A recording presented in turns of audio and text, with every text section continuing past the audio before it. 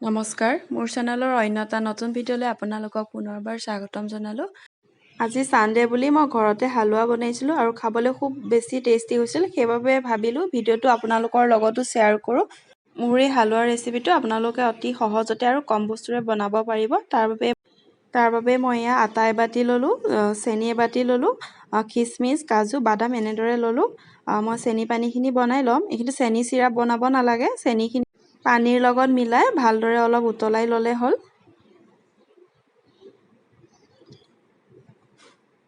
মই যিমান পৰিমাণৰ আটা লৈছোঁ তাতকৈ অলপ সৰু চাইজৰ বাটি এটাতে এবাটি চেনি লৈছোঁ। সমান পৰিমাণৰ মই পানী দিছোঁ। পানীখিনি মই ভালদৰে উতলাই ল'ম, চেনি পানীখিনি।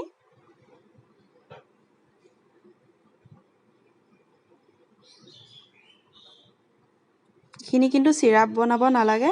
ভালদৰে চেনিখিনি যাতে পানীৰ লগত মিক্স কৰি ভালদৰে উতলাই ল'লে হ'ল।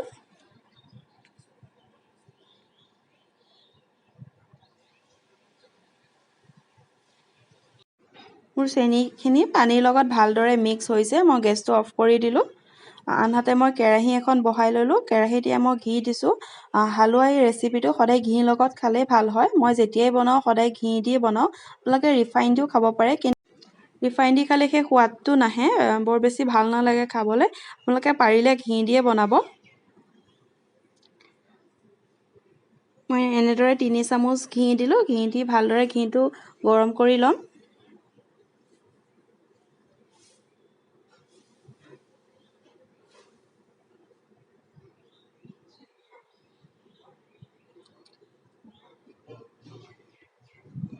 ঘিতে মই খিচমিচ কেইটা ভাজি লৈছোঁ। খিচমিচ ভাজিবলৈ বৰ বেছি সময় নালাগে, সেইকাৰণে মই বেলেগকৈ ভাজি লৈছোঁ আগতীয়াকৈ।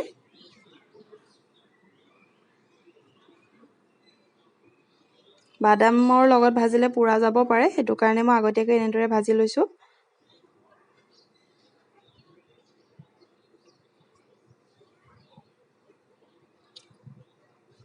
বাকী মই কাজু আৰু বাদামখিনি একেলগে এনেদৰে ৰঙচুৱাকৈ ভাজি ল'ম।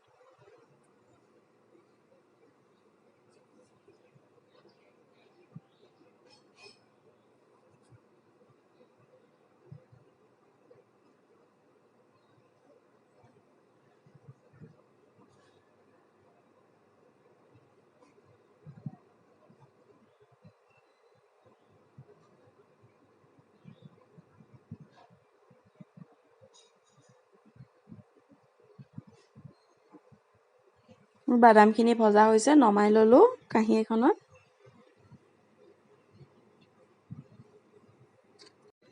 কোনে কোনে এনেদৰে আটা হালোৱা বনাইছে বা খাই ভাল পায় মোক কমেণ্ট কৰি জনাবচোন। যদি এনেদৰে আটা হালোৱা খাই পোৱা নাই, আপোনালোকে নিশ্চয় মই বনোৱাৰ দৰে বনাই খাবচোন। খাবলৈ খুবেই বেছি ভাল পাব। বাকী ঘিখিনিতে এনেদৰে আটাখিনি দি দিলোঁ। মই ইয়াত আশীৰ্বাদ আটাটো ব্যৱহাৰ কৰিছোঁ। আপোনালোকে পাৰিলে বেলেগ বগা আটাটো ব্যৱহাৰ কৰিব পাৰে, কিন্তু আশীৰ্বাদ আটাটোৱে খালে বেছি ভাল লাগে, বা মাল্টিপুল আটাটো ব্যৱহাৰ কৰিব পাৰে। আটাখিনি মই ভালদৰে ভাজি ল'ম। এটা ধুনীয়া গোন্ধ অহালৈকে ভাজি ল'ম আৰু অকণ ৰঙচুৱা কৰি ল'ম। এনেদৰে মই ভালকৈ ঘিখিনিৰ লগত আটাখিনি ভাজি ল'ম। অলপ ৰঙচুৱা কৰি ল'লে খাবলৈ ভাল হয়।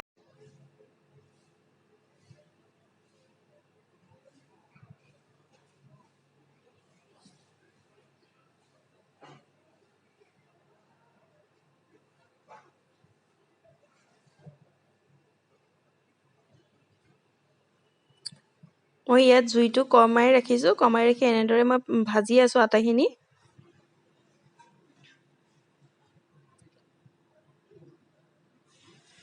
মোৰ আটাটো ৰঙচুৱা হৈ আহিছে। এনেও বাৰু আশীৰ্বাদ আটাটো ৰঙচুৱাই হয়, আৰু অলপ ৰঙচুৱা কৰি লৈছোঁ। লগতে বৰ ধুনীয়া গোন্ধ এটা ওলাইছে আটাখিনিৰ পৰা। আটাখিনিৰ পৰা যেতিয়া গোন্ধ ওলাব ধৰিব, তেতিয়া আপোনালোকে গম পাব যে আটাটো ভজা প্ৰায় হৈছে। আৰু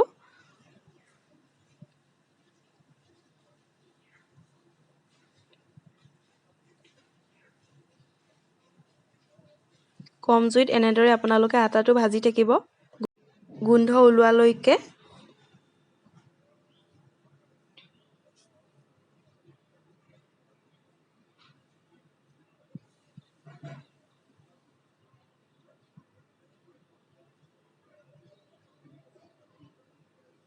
আটাখিনি মোৰ ভাজি হ'ল মই এনেদৰে প্লেটখনত নমাই ৰাখিম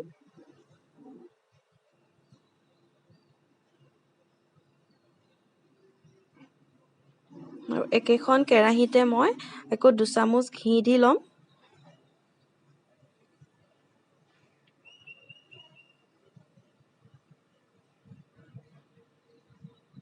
ঘিখিনি ভালদৰে গৰম হ'বলৈ দিম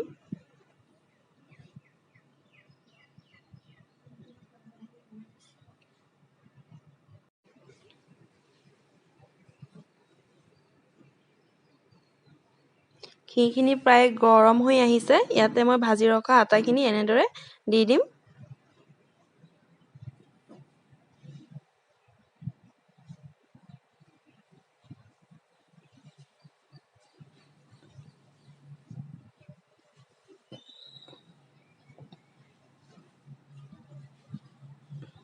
ভালদৰে মই ঘিখিনি লগত আটাখিনি লৰাই লৈছো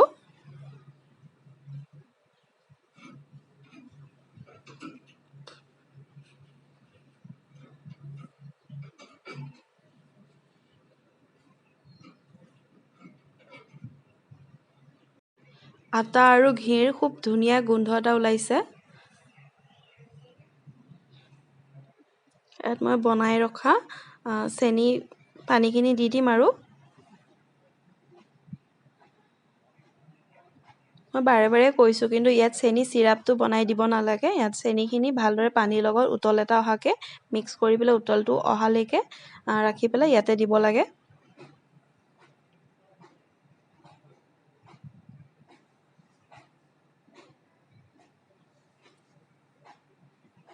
মই অলপ অলপকৈ এনেদৰে দি দিম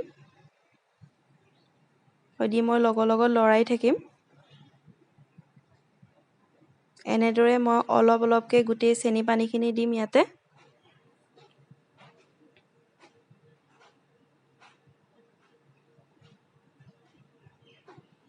অলপ সময় পানীখিনি দিয়াৰ পাছত ভাজি থকাৰ পাছত মই ভাজি ৰখা বাদাম কিচমিচখিনি দি দিছোঁ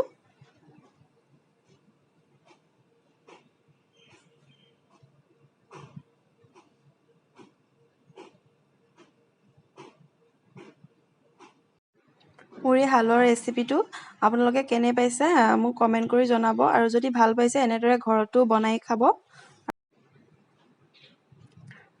মোৰ হালোৱাখিনি এনেদৰে প্লেট এখনত নমাই ৰাখিম মোৰ যদি আজি এই হালোৱা ৰেচিপিটো ভাল পালে তেন্তে ভিডিঅ'টো লাইক কমেণ্ট শ্বেয়াৰ আৰু চেনেলটো ছাবস্ক্ৰাইব কৰি দিব লগতে ওচৰতে থকা বেল আইকনটো ক্লিক কৰি দিব যাতে মই নতুন ভিডিঅ' দিলে আপোনালোকে অতি সোনকালে ভিডিঅ'টো পায় এনেদৰে মই প্লেট এখনত গোটেইখিনি হালোৱা নমাই ৰাখিম কি সুন্দৰ হৈছে ধৰিবই নোৱাৰে আটা দি বনাইছো বুলি খাবলৈ বহুত বেছি ভাল হৈছিল তাতে মই 1 চামুচ আৰু ঘি দিছোঁ এই হালোৱা ৰেচিপিটো আপোনালোকে যিমান পাৰে ঘিত বনাব আৰু ঘিত বনালে খুব বেছি খাবলৈ ভাল হয় আপোনালোকে এই আটা হালোৱাটো যিমান ঘি দিব আৰু বেছি খাবলৈ ভাল হয় এনেদৰে মই প্লেটখনত নমাই ৰাখিলোঁ আৰু ভাজি ৰখা দুটামান মই ওপৰতে বাদাম আৰু কাজু দি দিছোঁ চাওকচোন কি সুন্দৰ হৈছে